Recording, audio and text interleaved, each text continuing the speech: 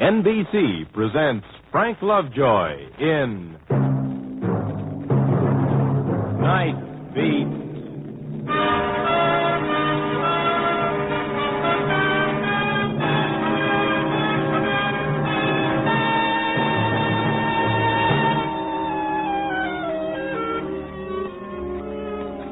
Hi, this is Randy Stone. I cover the night beat for the Chicago Star. Yep, I cover the night. My beat is about 8 square miles of darkness, and mister, that's a lot of night. Every evening I start walking into it and let it swirl around me and let it swallow me up. Part of me relaxes, part of me becomes tense and wary. Like a hunter coming back to the jungle, I feel at home, but I know that there's danger. For the night is filled with its own brand of people. The lonely, lost, screwy, mixed-up people of the night, drifting out of the darkness like fragments of a nightmare. Mister, you look like a decent sort.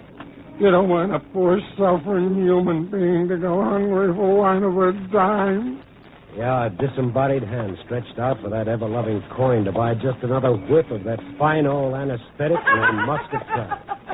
Or a brittle laugh of a painted Tootsie rising out of the night, proving to the world she doesn't care, laughing until the tears come.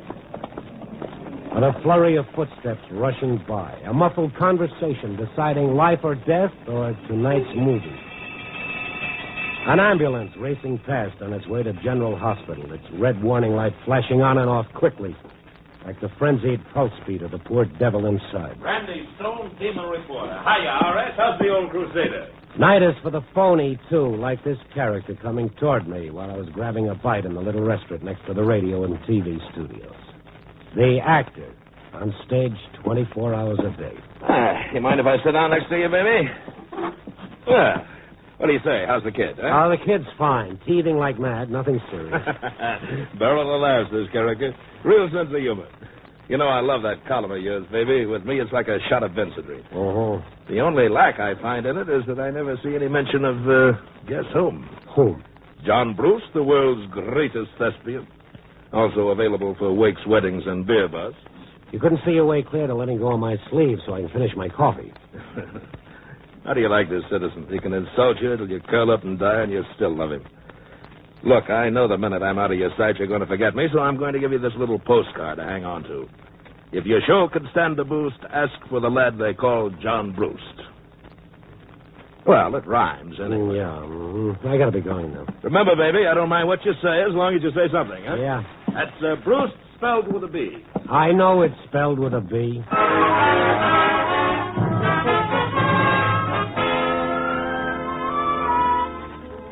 A great, big, beautiful hunk of zero. The sincere brown eyes continually shifting, sizing you up and figuring you out.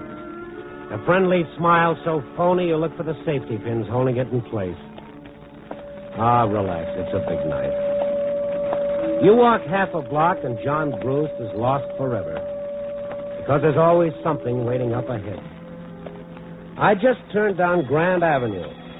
Oh, now there's one of the night's chilly little sounds for you, a burglar alarm shattering the quiet. I looked down the dark, empty street trying to figure out which store, and I saw a child come darting out of a doorway and began racing the other way. A child. Hey, stop! Stop!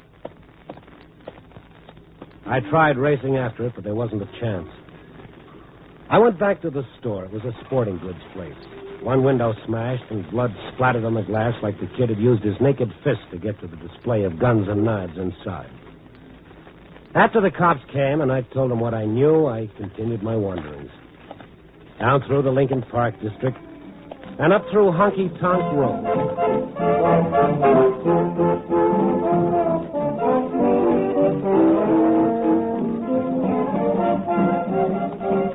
Wild neon signs making the night bleed red and green and purple.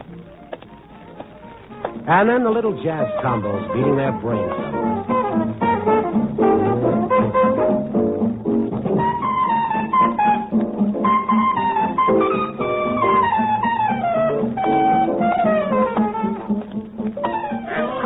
And the barkers, their gold teeth flashing as they bang their canes against the sidewalk and shout about the 12 dancing girls waiting just for you.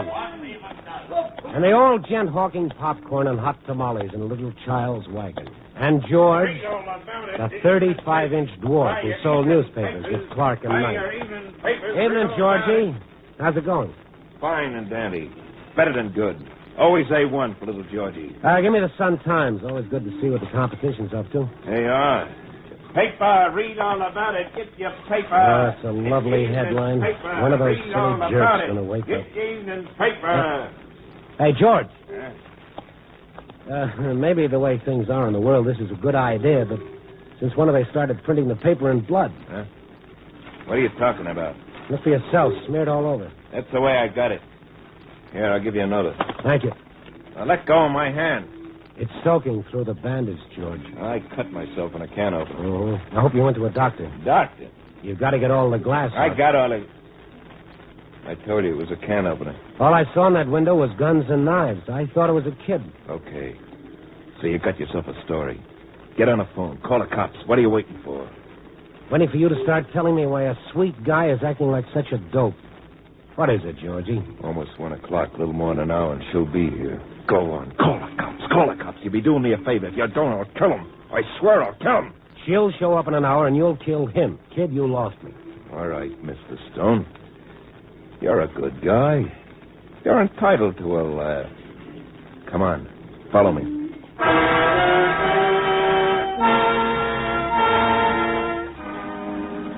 He dumped his papers onto the stand and started across the street. 35 inches of desperate humanity. I followed him around back and down the stairs of an old tenement. He stopped at the basement door to fish out a key. I followed him inside a dark, dank hole, and he flicked a switch. Fluorescent lights hissed on, throwing a cold white glow over walls draped in black velvet. There were dark booths and a small bar. It was empty, deathly quiet. I knew the establishment, an after-hours joint. When all the legitimate bars close, those who still sought refuge from the night come to places like this. George headed straight for the only bit of brightness in the room, a gleaming aluminum jukebox in the corner. In the center of the jukebox was a neon mouth, and within the mouth, a microphone. Other neons spelled out the message, "Ask your tune." It operated like your telephone. Somewhere a girl sat at a switchboard connected to 50 such jukeboxes and taverns all over the city. George stood glaring at his tiny reflection in the jukebox shiny chrome. I hate it. I'd like to smash it to pieces. What, the jukebox? The owner of this joint, he gave me a key so I could come in and get warm on cold nights. Yeah? Only you can see for yourself when you're alone. This place can give you the creeps. I thought maybe a tune would cheer me up, so I started horsing around with this jukebox, feeding it my loose nickels, like this. And then her talking to me. What tune would you like? It's me, Julie. Oh, hello, darling. Darling. I'm so excited. George, just 1 more hour. So help me. I've got goose pimples. Yeah. Me too, Julie. We'll do it just like we planned. I certainly can't understand your feelings, and I admire you for them. Say before the boss catches me spooning, I better play a record. Not a record, Julie. The record. The record, George.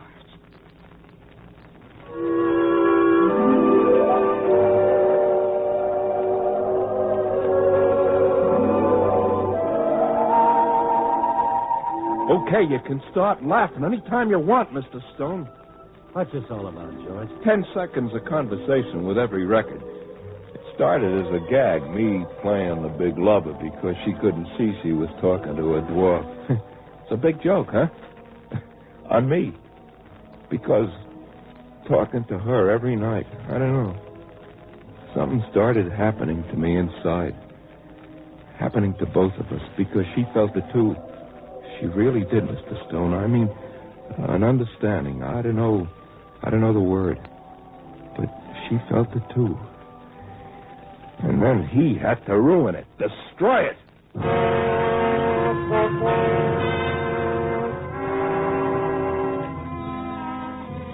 Yes, it was soap opera at its subsiest.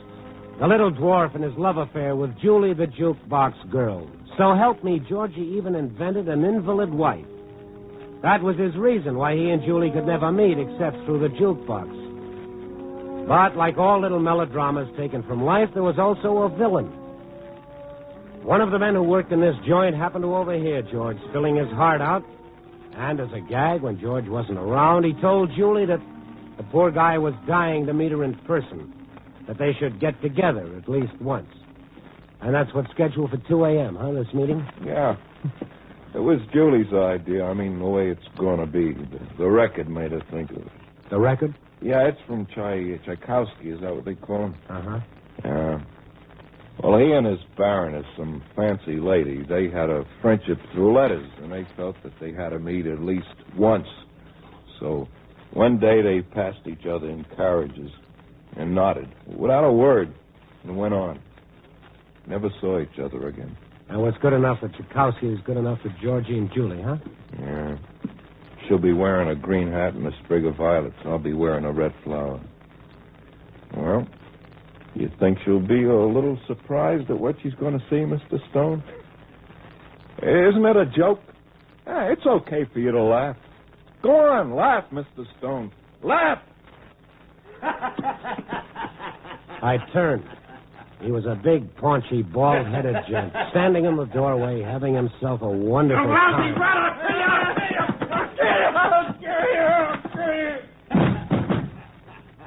It was right out of Mac's Senate, a barrel of laughs.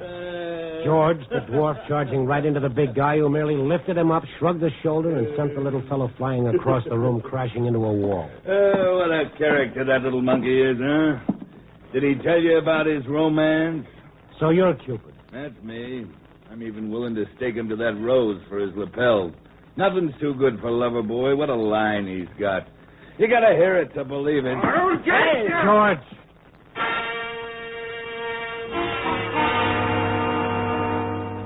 The knife in George's hand would have looked much better back in that sporting goods window.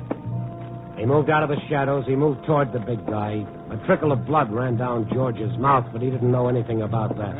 Put that knife away or I'll shove it down your throat. But George kept coming. The smile on the big man's face took a leave of absence. Hey, come on now, George. What's the matter? Can't you take a joke? A bead of sweat started zigzagging down his face, mixing with the talcum powder. His lips continued to work, but now no words came out. Because this thing coming towards him, this wasn't a comical little dwarf. This was death.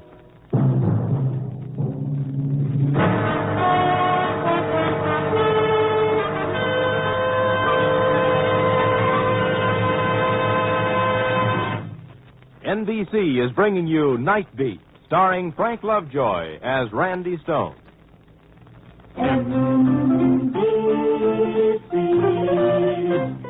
Enjoy the very best in radio. Be sure that you dial and write. Seems like the very best in radio. Morning, noon, and night is from this station. Morning, noon, and night. And now back to Night Beat and Randy Stone.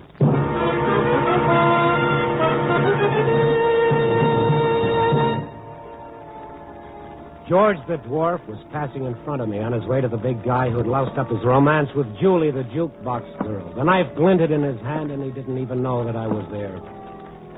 The only other person in all the world existed for him at that moment was a heavily perspiring fat man. And as George came just a little closer, I lunged at him. Let me go! I twisted his arm back until the knife clattered to the floor.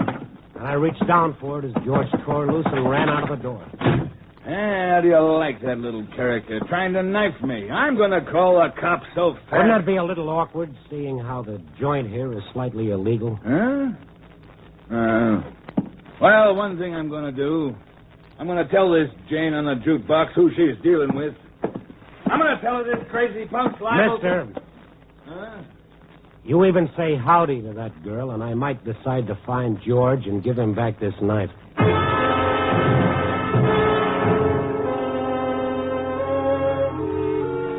I found George all right, slumped against his newsstand, all through wanting to kill anybody. I told him I'd see the cops, and maybe they'd say it was okay if George paid for all the damage to that sports store and behave himself from now on. That didn't make him feel much better because it was getting awfully close to 2 o'clock in his meeting with Julie. I told him that I'd call Julie and inform her that he'd suddenly come down with a slight case of bubonic plague or something. I got the name of the company off the jukebox in the after-hours joint, the Acme Music Company. I found a phone booth, reached for a coin, and instead came up with a card that said, "If your show can stand a boost, ask for the lad they call John Brewst." And John's beautiful, phony face smiling up at me. All of a sudden, I was looking for the phone number at the bottom of the card, and then I began dialing like mad. That's got to be her. Which one? Coming down the street. The green hat, the sprig of violets. Yep. Wow. This is going to be a distinct pleasure, baby. Oh, just remember what you're supposed to do, baby. You walk past, you nod, and you keep walking. What's the mystery all about? You can level with Brucey, boy. $10, no questions asked. That was the agreement. Well, can I at least mumble some quote about... You open your mouth for anything but breathing. Okay. She's almost reached the corner. Move. I stepped back to the paper stand where George was waiting. Together we watched Julie and John Brewst approach each other. Mr. Tchaikovsky never had it so good. She was really something out of body beautiful. As the two approached, George's hand unconsciously fastened on my arm. Now Julie and John were passing each other, their eyes meeting. George's hand began to tighten. Julie. Oh, how beautiful. How beautiful. Julie nodded to John Brewst, and out of the corner of my eye, I saw little George nod in return. For one sickening moment, I thought Brewst was going to open his mouth and go into a monologue, but somehow he controlled himself. They passed each other and went on. I looked down at George. His eyes were shining. It was me. What I said to her, pouring out my heart, that brought her here tonight. Sure it did. Yeah. But why couldn't it really have been me? Why couldn't it have been me, Mr. Stone?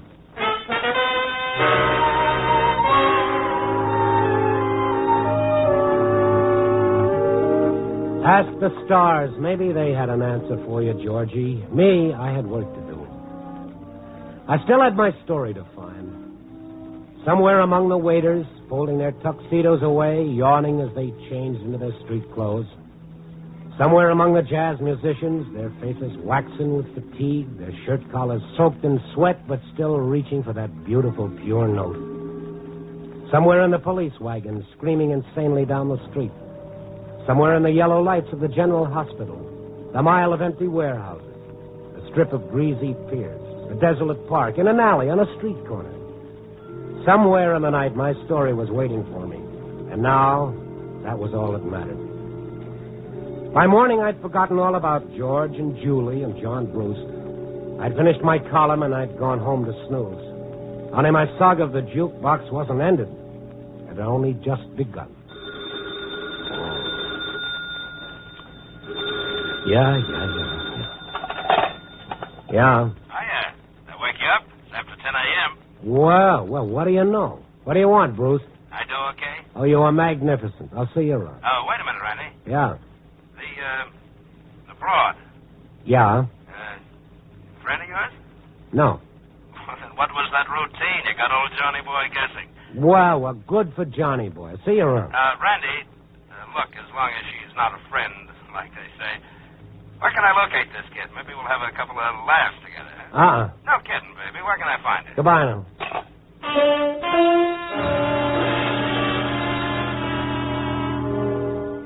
Yeah, when you're in my racket, when you deal with these characters on the night beat, brother, you've got to be prepared for the totally unexpected. Johnny Boy had fallen for the lady of the jukebox like a ton of bricks.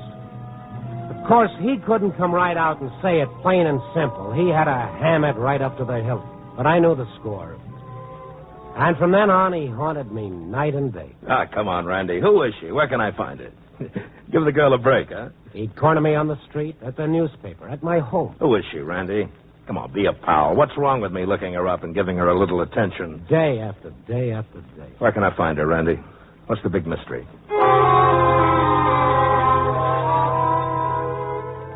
For a while, I even enjoyed it. He was sweating, and on him it looked good. But I guess this morning I just wasn't in the mood. I'd come down to the office around 5 a.m. And any newspaper office that time of day is a pretty sad affair. Cleaning women sloshing their way up and down the aisle, the gray, listless dawn flat against the windows, the empty desks, and me with one of those real sour little tales to write about a bum they'd found behind some garbage cans on Skid Row. A bum with a Distinguished Service Cross pinned to the pocket of his filthy shirt. One of those gallant young gods that we swore we'd never forget. Yeah, I was feeling Jim Dandy as I sat down to my typewriter, and I whipped a hunk of paper into the roller. And then I saw John Bruce standing in the shadows across the room from me. Hello, Randy. Look, friend, I'm not in the mood this morning. I've got work to do. Randy, you've got to listen to me. They found him a little after midnight behind a wine shop. Randy, you got to tell me where I can find him. Just another bum sleeping it off. Randy, listen to me. You got to tell me what... Look, Buster, I'm telling you nothing. You understand that? One dame is going to escape the famed John Bruce charm. It's a very small tragedy. Now, clear out of it. If you'll only listen to me, please. I'm slightly bored with listening to you, Mr. Bruce. I'm even more bored with looking at you, Mr. Bruce. You're so phony it sticks out like measles, Mr. Bruce, from your crisp, curly hair right down to your beautifully polished shoes. If this comes as a great surprise... No great surprise, Randy.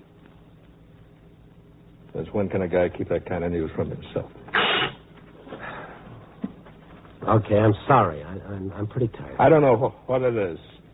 I won't even try to explain it. I can't explain it to myself. It's that success bug. It's dog eat dog. Anything goes as long as you make it. And why do you have to make it? Does it say so in the Constitution? Look. But about her, right? I'm not putting on any act about her, Randy. I'm a big boy now. Love at first sight. Am I kidding? Listen, Randy. We just exchanged a look, maybe 5 seconds.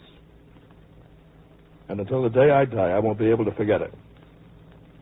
I guess that sounds like some more of Johnny Boy's routine, huh? No. Go on.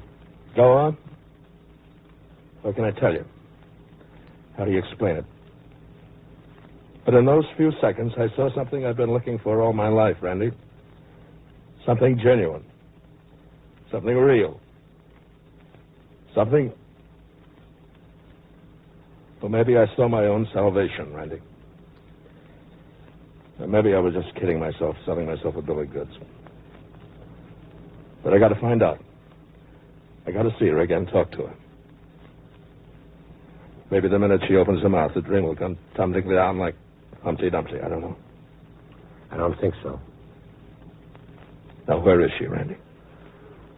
The Acme Music Company. Only take your time. She doesn't show up until night.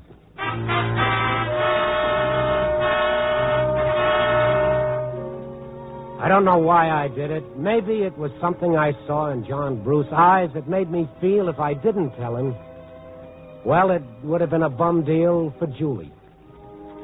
I wanted to reach George right away, try to explain what I'd done, but I didn't know where to look for him except at his newsstand.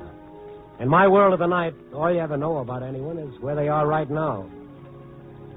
I didn't sleep much that day. Making George understand wasn't going to be any cinch. But he had to know that this had been a sick thing that could only hurt him in the end. That night, I hurried right onto his newsstand, only he wasn't around. I started worrying, and on a hunch, I went across the street to the after-hours joint. The door was ajar. I went in. He was there, squatting in front of the jukebox, listening to his song. His back was to me.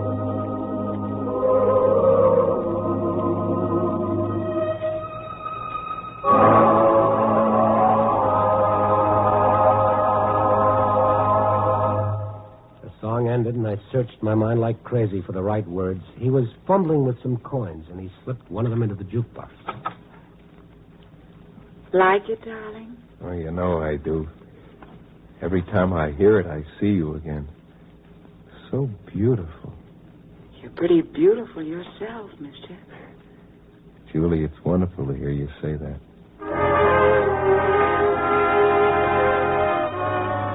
I backed out quick. I didn't get it. Why hadn't she gone with John Bruce? I hopped a cab for the Acme Music Company, a dilapidated office in a loft on Huron Street. Front door was open, so I went on inside. An empty desk with papers scattered all over, but nobody around. I went into a dark hallway marked no admittance. Ahead of me was a lighted glass door with the word studio painted on it. I started for it when someone came running up behind me. Hey, you, can't you read the sign? No admittance. I thought that was very clear. Well, there wasn't anybody at the desk. You're telling me something I don't know? Quitting without a minute's notice. That's a fine thing, huh? Mister. But wait, that Sally, she'll want a reference someday. I'll give her a reference, all right.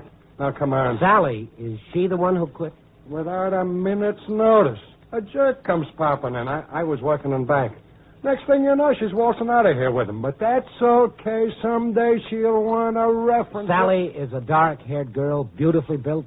So she's beautifully built. Big deal. Come on, mister. I got 50 things to do. Then that would be Julie working in the studio up ahead. So? Well, do you mind if I peek in through the door, and then I'll go? If you want to peek, all right, peek. With Julie, I'm not worried about her running off.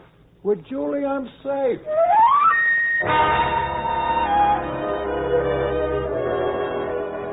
Yes, he was safe with Julie. As I looked through the glass door, I thought, sure, it figures. Two can play the same game. The dwarf had his John Bruce, and Julie had her Sally. Julie couldn't have shown up for a meeting with George even if she wanted to, because I very much doubt that Julie could have lifted her 350 pounds out of that chair. Huge, sprawling Julie, working like mad at her switchboard with its flashing lights from jukeboxes all over the city. And then while I watched as she answered one call, something happened. Her eyes lit up in a strange and wonderful way. And then she flicked a switch that played a certain record for a certain jukebox, and her eyes became even more bright. I didn't have to hear the rest of the record. She was playing their song for her guide, George. And all of a sudden, I realized how right George was. Julie was beautiful.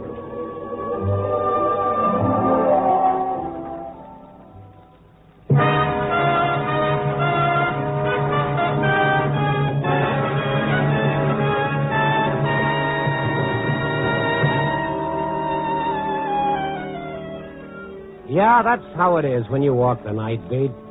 You always know that if you walk far enough and long enough, and if you keep your eyes open and you listen very carefully, sooner or later in the darkness, you'll find the city's heart.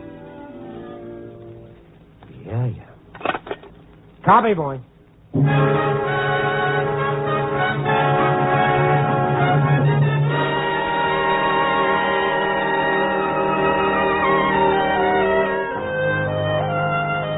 Night Beat, starring Frank Lovejoy, is produced and directed by Warren Lewis. Tonight's story was written by Larry Marcus, with music by Robert Armbruster. The part of John Bruce was played by Bill Conrad. Jeff Corey was George. Others in tonight's cast were Betty Lou Gerson, Ray Hartman, and Eddie Fields. Frank Lovejoy can currently be seen co-starring with Joan Crawford and Robert Young in Warner Brothers' Goodbye, My Fancy.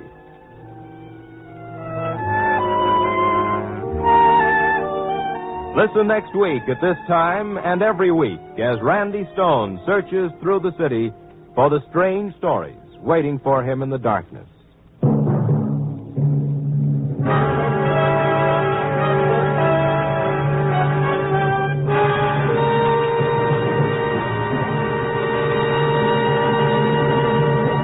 Night Beat came to you from Hollywood.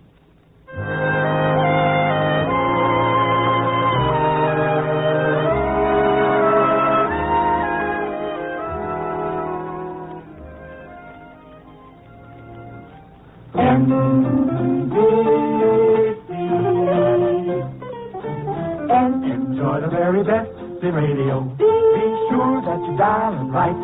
Seems like the very best in radio. Morning, noon, and night is from this station. Morning, noon, and night, NBC. Join Steve Mitchell on another dangerous assignment tonight on NBC.